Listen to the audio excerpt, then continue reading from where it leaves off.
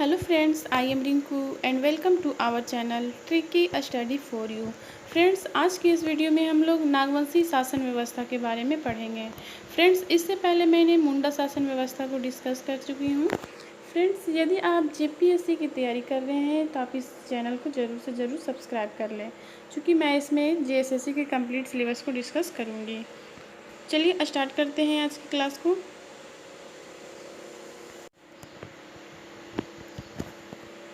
मुंडाओं की राज व्यवस्था प्रथम शताब्दी में यानी कि 64वीं ईस्वी में नागवंशियों को हस्तांतरित हो जाती है। ठीक है। नेक्स्ट, नागवंशी राज्य की स्थापना 64वीं ईस्वी में होती है और इसके जो प्रथम नागवंशी राजा बनते हैं वो है फनी मुकुट राय। ठीक है। फनी मुकुट राय को आदि पुरुष भी कहा जाता है। ठीक है।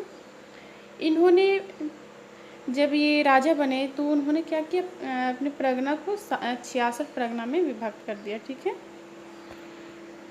नेक्स्ट हम लोग इनकी शासन व्यवस्था को देखते हैं। तो मुंडाओं द्वारा प्रारंभ शासन व्यवस्था का विस्तार करने का जो श्रेय दिया जाता है वो नागवंशियों को दिया जाता है।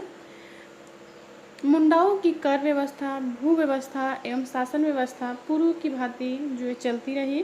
प्रथम शताब्दी से लेकर 16वीं शताब्दी अर्थात 1500 वर्षों तक इसमें कोई परिवर्तन नहीं हुआ। ठीक है।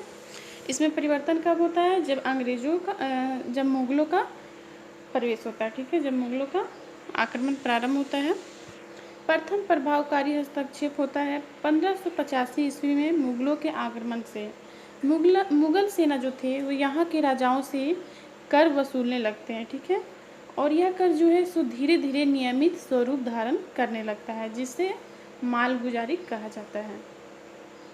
अब देखते हैं छोटा नागपुर के खास के शासक का क्या प्रभाव पड़ता है नागवंशियों पर।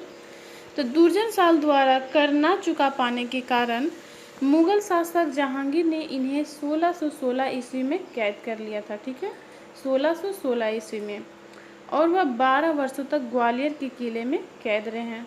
1628 ईस्वी में दुर्जन साल कैद मुक्त होते हैं और वह इस शर्त पर कैद मुक्त होते हैं कि वह 6000 रुपया वार्षिक कर देना शुरू करेंगे। ठीक है।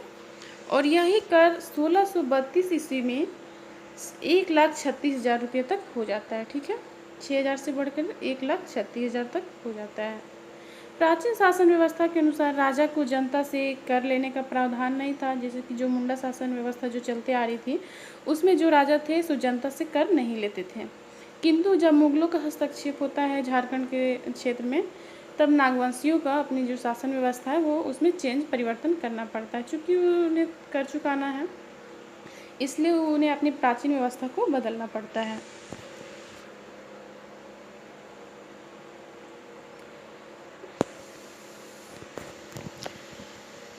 नए नए कर का प्रावधान हो जाता है, जैसे कि पंचाबरही कर, हकीमी कर। ठीक है।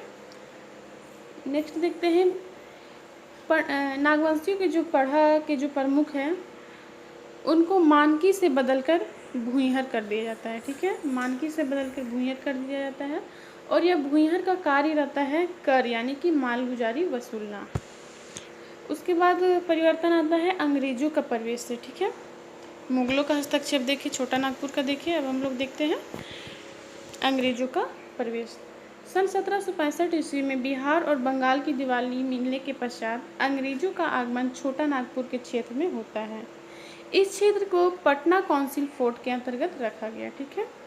जो छोटा नागपुर का क्षेत्र था, झारखंड का क्षेत्र था, नागवंशियों का जो शासन क्षेत्र था, उसको पटना काउंसिल फोर्ट के अंतर्गत रखा गया। इस क्षेत्र को मुखर्जी महल या मटवारी महल कहा जाता था। ठीक है।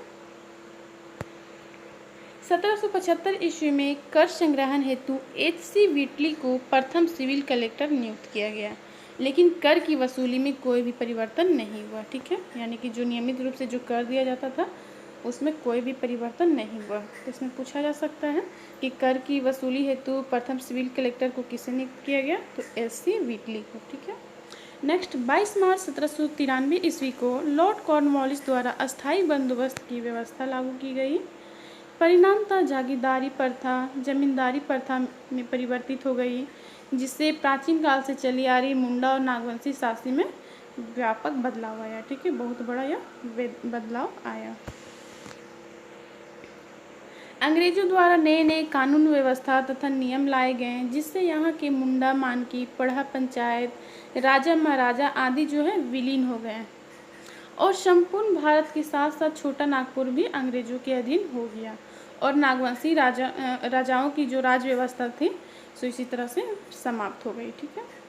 1947 ईस्वी में ब्रिटिश शासन की समाप्ति और भारत को आज़ादी मिली, साथ ही झारखंड में पारंपरिक नागवंशी शासन का भी अंत हो गया।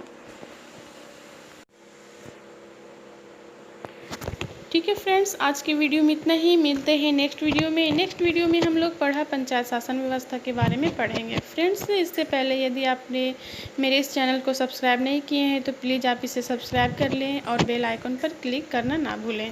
Thank you.